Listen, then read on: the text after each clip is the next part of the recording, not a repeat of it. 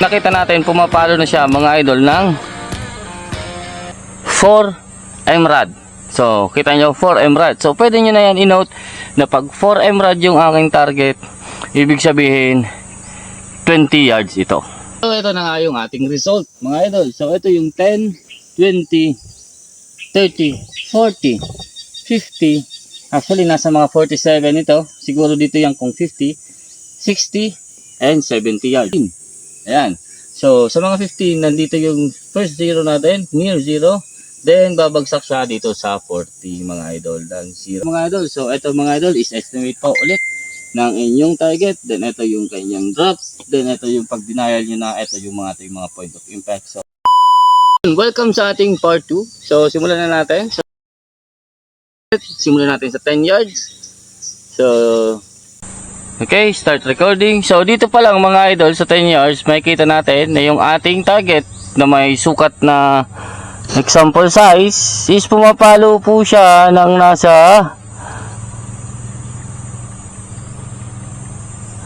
7 MRAD.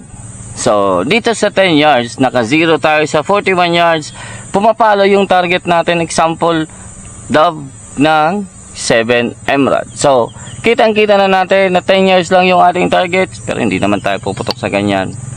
Tingnan lang natin mga idol yung kanyang point of impact. So 0 at 40 yards. So try natin, tingnan kung saan tatama yung ating projectile, kung mataas ba o mababa mga idol sa 10 yards. So para magkaroon tayo ng idea, pag ganito yung sukat ng target natin, ayun, is tatama pa rin tayo basta dito tama yung ating aim. Okay.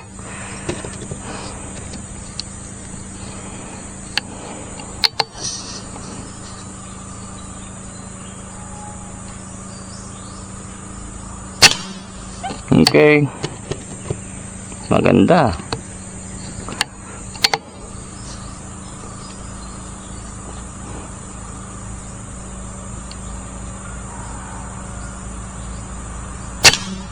Okay. So yung drop natin dito sa 10 yards is 1 MRAD. So yung 1 MRAD mga idol, dito sa ating reticle meron tayo dito makikita 0 then numbers. Dito sa MRAD mga idol na 1 by 10. So ibig sabihin yan 10 clicks is equal to 1 MRAD. So kailangan lang natin dito mag-click ng 10. So papasok yan ng 1 MRAD. Hopefully tama ba ako sa 1 MRAD? Sukatin ko lang ulit ha. Pero hindi naman natin yan kailangan i-dial kasi nga ang lapit lang. So ang tawag dyan mga idol, pwede mo na lang yan i-hold. So pwede natin yan i-hold para hindi na tayo magre-zero. Then putokan natin yung target. So ganito lang gagawin natin. So aim 1 MRAD. Dito na lang para yun. So target hit.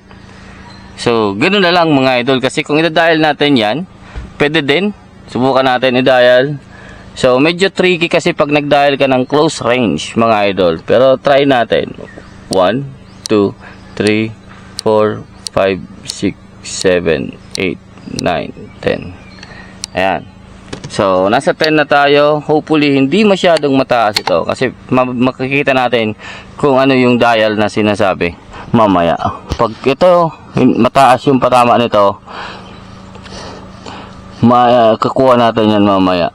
Kasi meron ako dating na encounter na pag 50 yards most likely 5 clicks. Sa MOA yata yun eh. Dito hindi ko pa dito nasubukan. Ayun. So pasok pa din. So balik tayo. 1 2 3 4 5 6 7 8 9 10. Kasi ito hindi nakalagay sa 0. Ayan. So gagalawin ko lang yung ating box. Lalagay natin sa 20 yards. Then tingnan naman natin dun kung saan naman siya tatama. Ayan mga idol. So ayun, yung target natin is nasa 20 yards na. Hanapin ko lang. Ayan. Then, ayusin lang natin yung ating parallax. Malinaw dito sa inyo. Ayan. So, ngayon, susukatin ulit natin yung ating target. So, ngayon, nakita natin, pumapalo na siya, mga idol, ng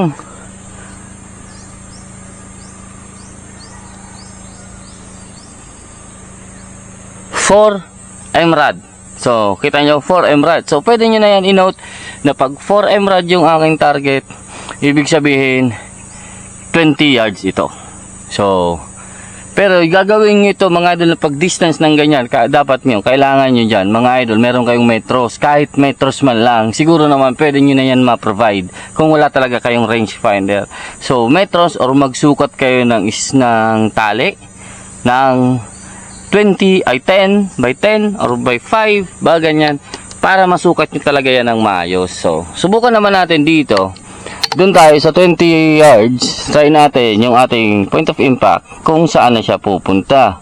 So dito ako mag-aim again, hindi ako nagpapalit ng aking magnification, then binabalik ko sa 0 yung aking unit. Tingnan natin kung saan siya magde-drop.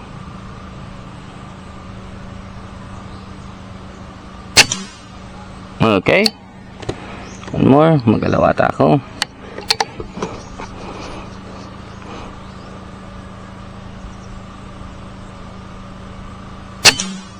Okay. So, one holer pa rin siya. One more.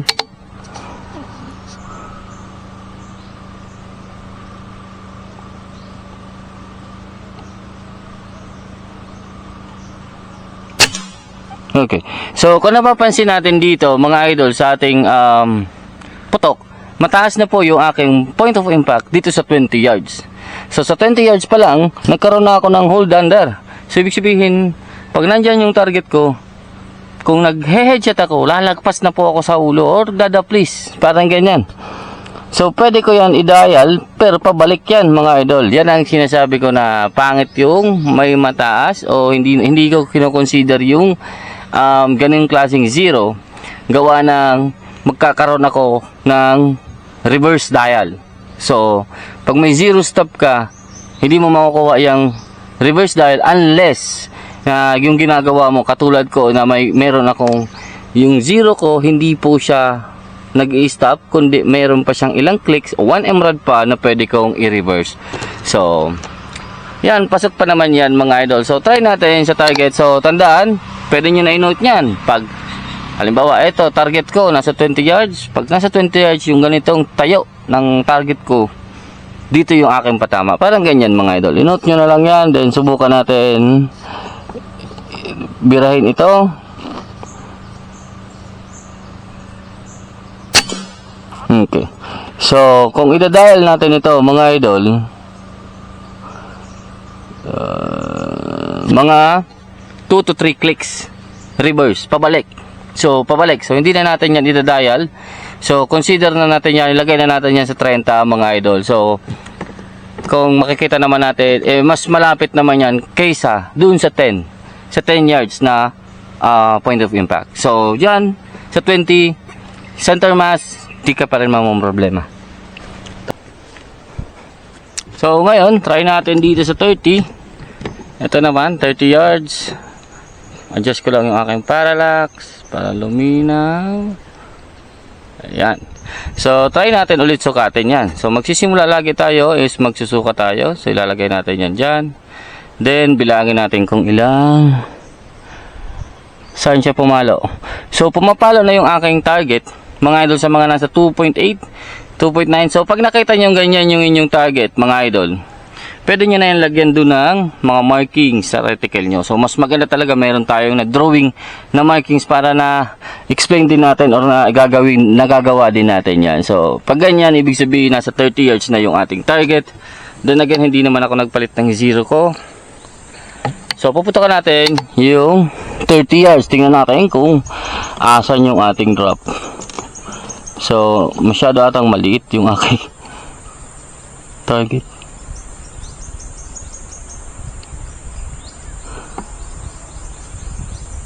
May wind ako. Right to left. So,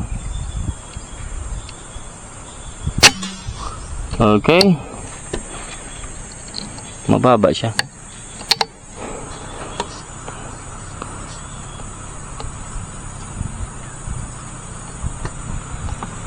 Hindi ko makita na maayos. Saglit lang, may dadaan. Pero siguro mag-adjust ako ng magnification para makita natin yung aking point of aim.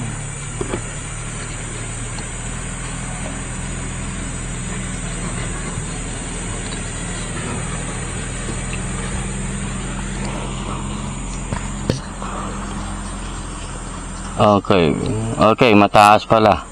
So, try natin. Hopefully, hindi magbago yung aking point of impact. So, may mga scope, mga idol. Once ginagalaw nyo yung inyong magnification, is nag-iiba po yung kanyang play. So, may mga ganong klaseng scope. Lalo na sa mga budget meal. So, mas mainam na mag-settle kayo sa isang magnification. Doon yung gawin. Tapos, doon kayo mag-zero. Throughout na yun, hindi na yung nagagalawin yung mag. Okay, isa pa. May wind na kasi ako, so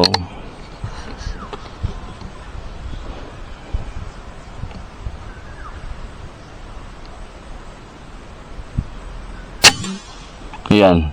So, nasa taas pa rin ako. Halos same pa rin ang 20 yards. Mga idol, same pa din yung aking point of impact sa 30. So, hanggang 30, wala akong problema mga idol pag may dumapo sa ganyan. Pero mag-iiba yan, mag-idol, mag-iiba yan pag yung target nyo is mataas. So, different angle naman yun. So, mag-iiba yan mga idol, yung point of impact nyo dyan. So, pag ganyan yan mga idol sa pataas, sasakto yan mga idol. Wala naman problema pag ganyan 30. So, try natin dito. So, try ko i-hold. Oh! Okay. So, maghanap tayo dito ng pwede natin maging target. Ito. Na parang bilog. So, try ko. Ayun. Bullseye. So, gawin naman natin sa 40. Hanggang sa makita natin siya mag-drop para mayroon tayong madayal. Okay, so nasa 40 yards na yung ating target. So, kunin lang natin yung parallax. Yan. So, hindi ko na iniisip yung sa mata ko mga idol Gusto natin makuha dito malinaw para sa inyo mga idol. So, hindi pa rin ako nagpapalit ng gagalaw ng 0. Try natin kung sana ito drop. So, sukatin muna natin yung ating target. Ayan. Makakalimutan ko. So, ayan. So, dito mga idol sa 40 yards, pumapalo yung aking target ng above 2 MRAD. Like 2.1. So, sa tingin ko dito sa aking screen, around 2.1, around 2.2 MRAD. So, parang ganyan. Galawin ko ba? Ayan. So, mga nasa 2.2. So, ngayon, subukan natin tirahin yung dot, then tingnan natin kung saan ako tatama. So, hopefully, 0 ako dito. Kasi, yun ang 0 ko dapat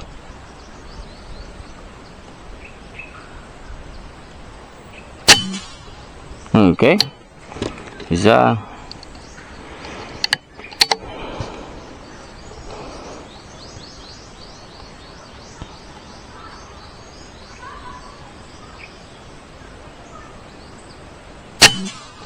Dalawa.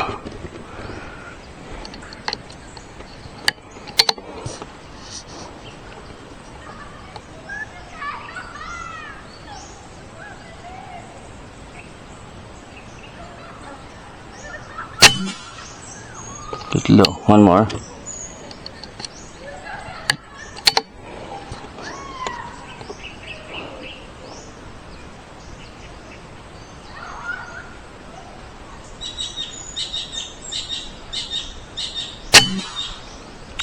So, okay. So, sa tingin ko naman dito, mga idol, hindi naman ako nawawala sa 0 ko. Ang problema lang, may wind na tayo. Pero nagsushooting right ako. Dapat yung drift ko is pakabila. So, it's either hindi align yung aking scope sa aking unit o may cant. Anyways, mga idol, kung nakita natin, nasa dead center na tayo or close the dead center. Pag ganitong 40 yards na yung target natin, so pwede na natin itong sampulan. So, dito, mayroon akong hold dito, pero ayaw kong mag-hold kasi itong drift ng right ko is pwedeng scope problem. Canting problem to, mga idol. So, ibang usapan yan, mga idol. Pwede natin yan i-fix. So, sa susunod na video, tingnan natin. So, ito, mga idol. Halimbawa, ito na yung target natin sa 40 yards. Try ko engage. Okay, dead center. Ayun. So, iba yung wind siguro. One more.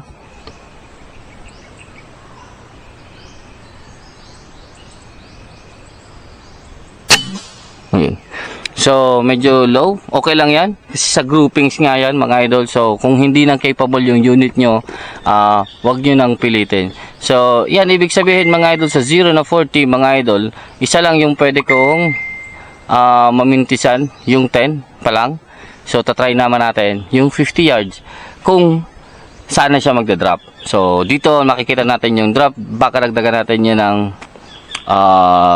70. So, try natin. Yan, mga idol. So, ayun. Dito sa 50 yards, meron na tayong wind factor talaga dito. So, dito na natin ma-experience yung lilihis yung ating patama, mga idol. Pero, try na rin natin. Sukatin natin to. Ayan. Yun yung isang kagandahan ng ating scope. Kasi, yan, kung nakikita nyo, meron siyang Christmas tree, reticle. Diyan, pwede natin yan sukatin. Pero yung tunay na pagsukat nito, mga idol, ng mga target, hindi ko lang dito makita sa scope. Yung nasa gilid po. Yun ang mas accurate or mas precise na pagsukat ng target. Hindi itong malaking reticle. So, dito, kasi hindi ko dito siya makita, mga idol, sa screen. Hindi ko rin hindi ko kabisado yung sukat nun. May mga bilang kasi yan. So, dito mga idol sa 50 yards, ipumapalo na tayo ng 2 emerald yung ating target. So, yung 2 emerald yung ating target, tingnan natin yung kanyang drop. So, hindi pa rin tayo nagda-dial. So, try natin dito. May space pa naman ako para sa 70. So, baka diretso natin to hanggang 70 para makita natin yung mga dials niya.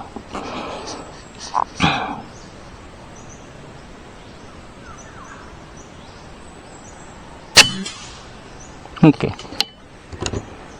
First shot.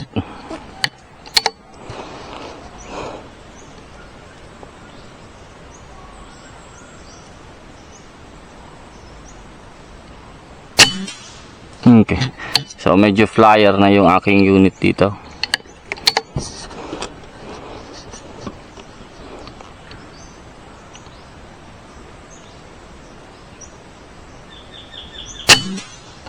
Okay. So, yung sa mababa, yung kukunin natin, hindi yung nag-side. One more.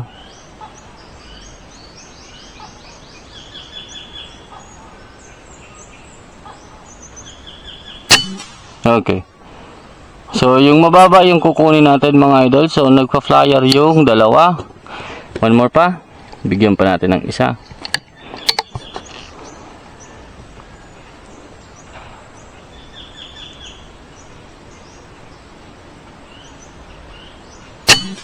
Yun. So, yung kukunin natin yung groupings na mababa, mga idol. So, pumapaloy siya dito sa aking reticle ng nasa 0.2 emerald. So, dito sa akin, 2 clicks. 2 clicks. Then, engage natin yung target natin dun sa isa. So, napakaliit pa lang ng dial para mag-target or mag-hold.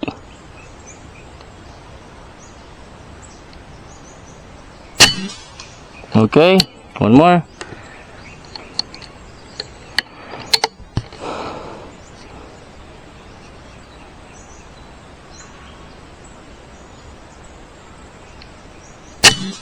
Okay. So, ayun. okay pa tayo hanggang 50 yards. So ibig sabihin, para sa akin mga idol so sa 0 ng 40 yards, wala akong problema from 20 to 50. So pwede na akong mag-drop. So pwede na natin ma-miss yung target talaga natin, like kung hard shot. So bababa tayo niyan, magpapasok yan dito sa breastmate. So mas mainam na ida-dial pa rin natin. Pero kung nakaharap sa yung target, papasok at papasok yan. Kung sa headshot naman, tatama tayo sa next shot nito. So try natin i-move ng 60. Hopefully mag-drop na ito ng malaki. Then hanapin natin, kasi gusto kong mag-drop ng malaki para makita natin yung dial natin. So dito nag-dial lang tayo ng 2. Balik natin 2. So ganyan lang mga idol. So pwede nyo lagyan ng markings. Basta ibabalik nyo siya mga idol every time na gagawin nyo yan. So para madali na kayong magbilang. So iba naman gusto ng markings, ganyan gawin nyo. So ubus na tayo dito. Anyways, so ayan, 60 yards. Try naman natin itong 60 yards kung saan na tayo magte-drop. So again, parallax. Ayan, para laging malinaw sa inyong mga paningin mga idol. Then sukatin natin ito. Ayan. So dito mga idol sa ating 60 yards, pumapalo na po ng 1.8, somewhere na 1.8 emerald yung ating target. Yung una kong, yung last ko na binira mga idol, malapit pala yun. 47 yards yung dapat na 50 yards. So anyways, okay lang. So 47 yards yun. So ito naman is 60 na. Ayan. So try natin dito. Tingnan natin kung ano yung drop ng ating projectile. Then kung may groupings pa rin tayo dito. So kasi kung wala na tayong groupings, stop na tayo. So 60 yards.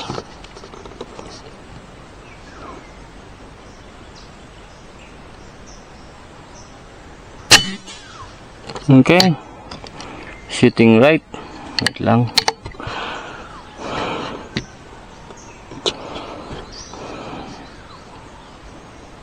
Hindi ko na nakikita. Ayan. One more. May wind ako.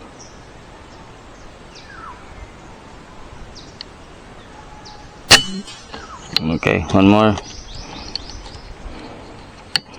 Tingnan lang natin to.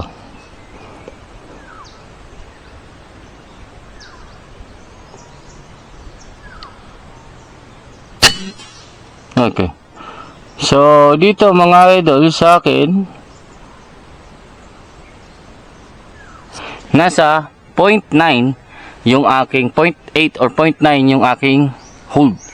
So, pwede akong mag-hold ng 0.9 or pwede natin i-dial yan. So, ibig sabihin, dito sa aking Torres na Emerald by 1/10. So, 9. 9 clicks. 1, 2, 3, 4, 5, 6, 7, 8, 9. So, 9 clicks pa lang sa akin yung 60 yards. So, try natin kung pwede tayo makapapasok or possible ba tayong papasok sa mga targets natin. So, hanap ako ng medyo malinaw. Ito. Kasi magkakaroon ako ng drift. Anyways, try ko ito. Okay. One more. Nagluloko na yung wind natin. You know, kung napapansin nyo, mayroon na talaga akong wind. Anyways, okay lang yan.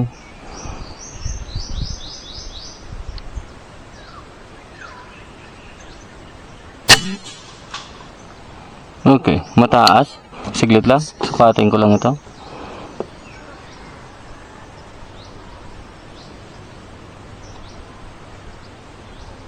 Eight.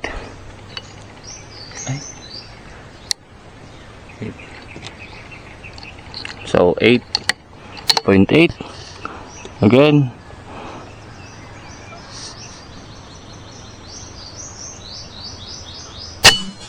Okay.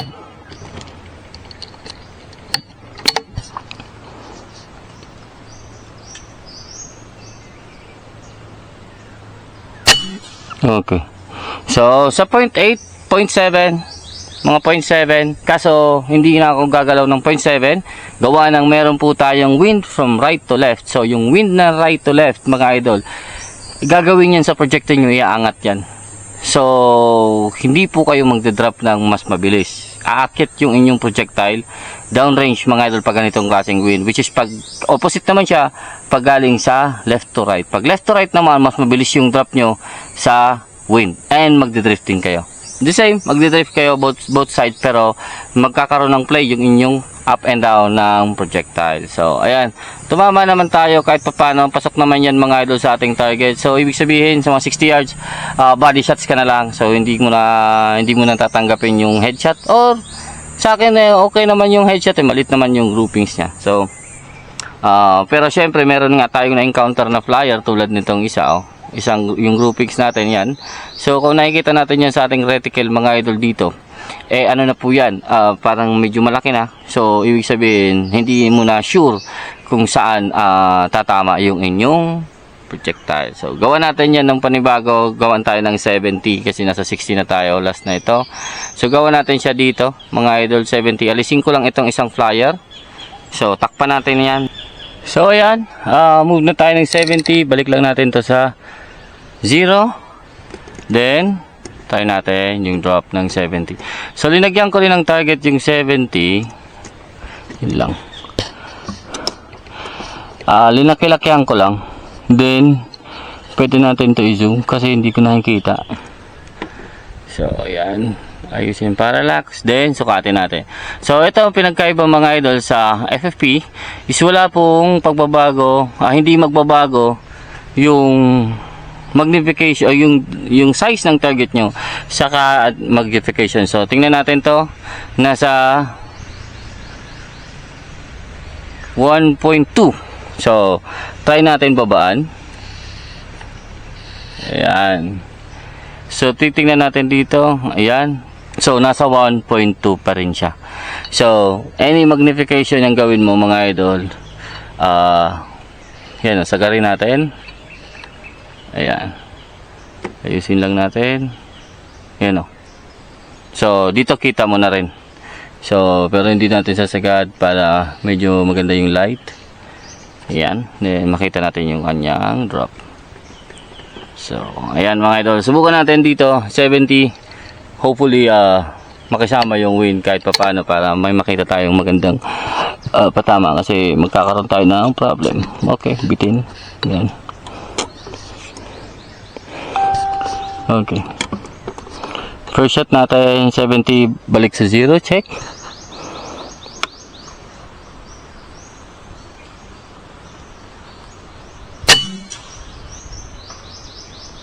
Okay. One more.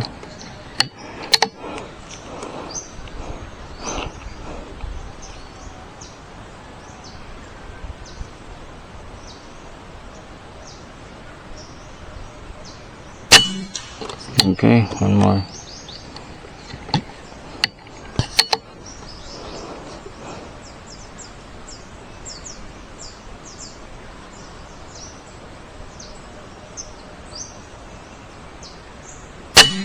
Okay, ang ganda.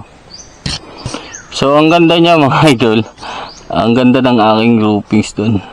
Gawin kayo nating 5. Sige nga, try natin kung saan banda mag-flyer. Pero goods na yan, 3 shots.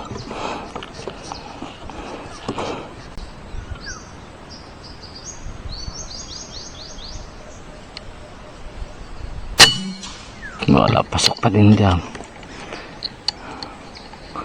Ano?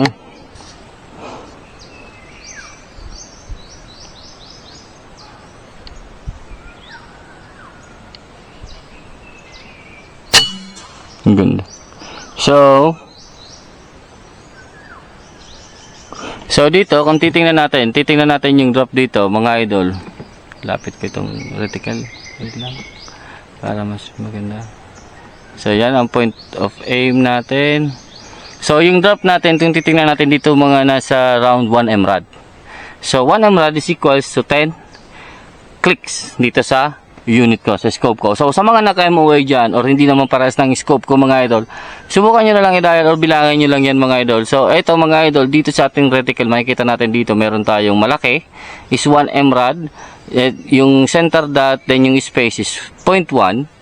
Then, susunod yan, yung gitna niyan is 0.5. So, mga ganyan, paano ba to?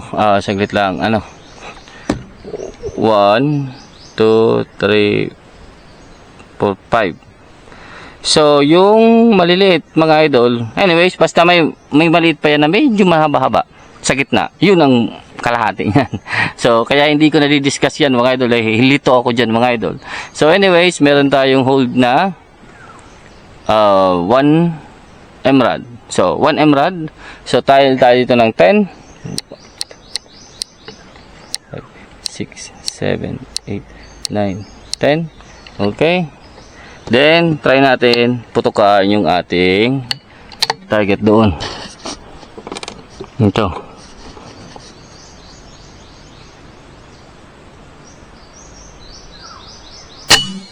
Okay. May drift.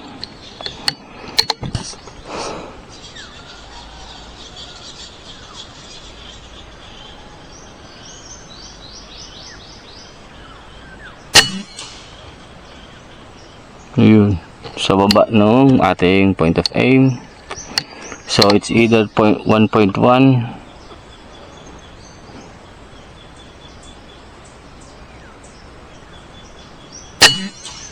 Ayun. So medyo malaki yung groupings natin dito. Hindi ko lang sure kung gawa ng wind. Pero anyways, isang example mga idol na pag 70, pwedeng hindi mo na yan bilahit.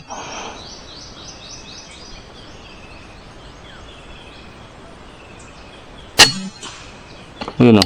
So, kulang ako ng dial ngayon. So, nag-dial na ako ng 1.1 MRAD. Pero, kulang pa ako ng 2.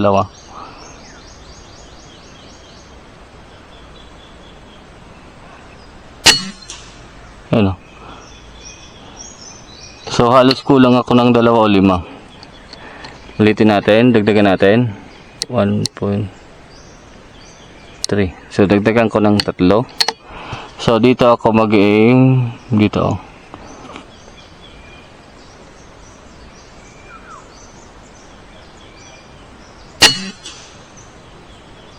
Okay.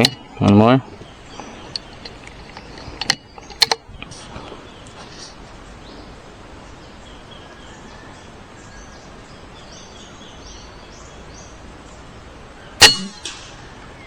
Kulang pa. So, 1.4 MRAD na yung ginawa ko. Try natin.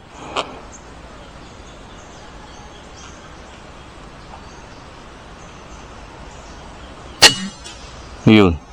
So, pantay na siya mga idol sa ating point of aim. May wind lang ako. Ulan.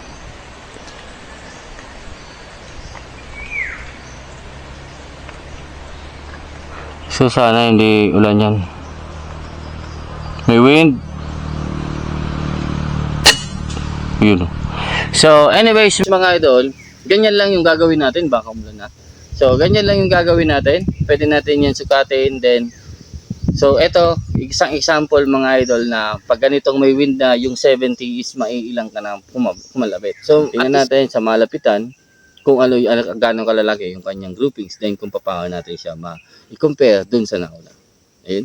So, ito na nga yung ating result, mga idol. So, ito yung 10, 20, 30, 40, 50. Actually, nasa mga 47 ito. Siguro dito yan kung 50, 60, and 70 yards.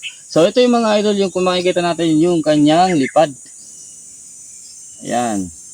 So, pagdating ng 20, mataas tayo. Pagdating ng 30 to 35 to 40, mataas tayo. So, ito, meron tayong wala tayong 2-0. So, hindi dalawa yung 0 natin. O, papalo yan dito sa mga 15. Ayan. So, sa mga 15, nandito yung first 0 natin, near 0. Then, babagsak siya dito sa 40, mga idol, dan 0. So, ito lang yung mga groupings niya, mga idol. Yung 10 natin, and yung 20 natin, halos pellet size. Then pagbaglik niya na pagbagsak niya mga idol ng 47 yards, ayan, bumaba siya. Then sa 60 bumaba, then sa 70. Ayan. Dito naman sa 70 mga idol, itong groupings na ito, palagay ko ito, hinahagip ito mga idol ng wind na right to left. Kaya medyo mataas siya compare sa point of impact natin ng dial tayo, dito tayo tumama. So kinulang pa tayo ng mga 0.4 click. So 4 clicks mga idol, kinulang pa tayo dito bago tayo nakapapasok dito sa target. So kung sa titingnan natin ito mga idol, pasok pa naman yan sa piso, pero kung sasabihin natin na possible na tayo dito mag-miss. So malaki na yung chance natin na mag-miss sa 70 yards mga idol. Dito sa the rest hanggang 50 mga idol, ipapasok at papasok tayo sa target, and 60 mga idol, capable pa pumasok ng target. Capable pa naman itong 70, yun nga lang, yung tatawag natin na chamba. Ayan.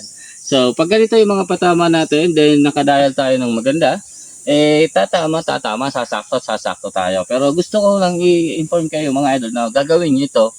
Sana po maganda yung area nyo and wala pong wind. So walang wind, pinakamaganda dito madaling araw or hapon bago dumilid. So para walang wind talaga, or gabi. Ako minsan gabi. So gabi ako bumibira ng linalagyan ko lang siya ng flashlight, ganyan ko yung flashlight na nakatutok lang dito sa aking board, then saka ako pumuputok mga idol. So anyways mga idol, maraming salamat po. Sana po may natutunan tayo dito mga idol. So ito mga idol is estimate po ulit ng inyong target. Then ito yung kanyang drop. Then ito yung pag denial nyo na ito yung mga point of impact. So dito okay tayo dito. Ewan ko kung anong distance ito binira ko ito.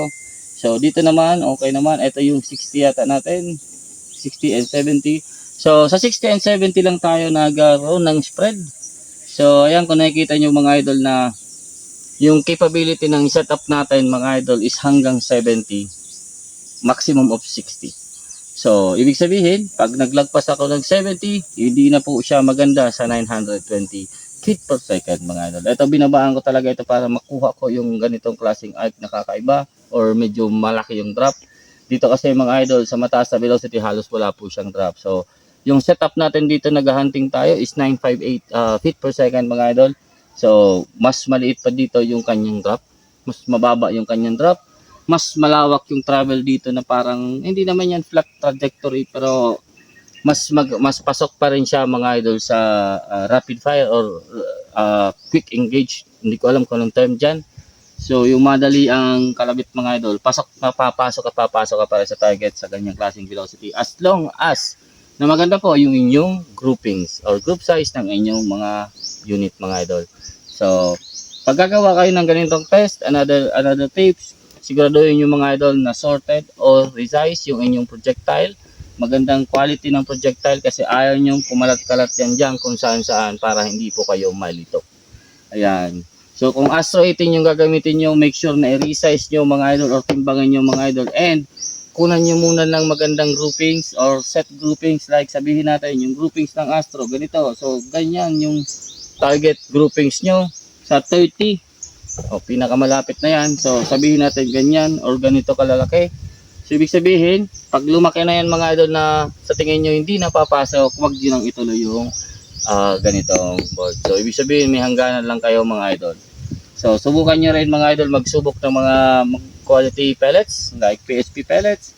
So, marami dyan. May PSP, may JST, may Pelstar, may Asbook, may PLW, mga idol. Marami yan mga idol, may NB pellets, so subukan nyo rin sumubok ng ganong klaseng pellet, kailangan nyo talaga. Pag lalagpas kayo ng 70 mga idol, or 60, lalagpas kayo ng 60, kailangan nyo na po ng quality projectile.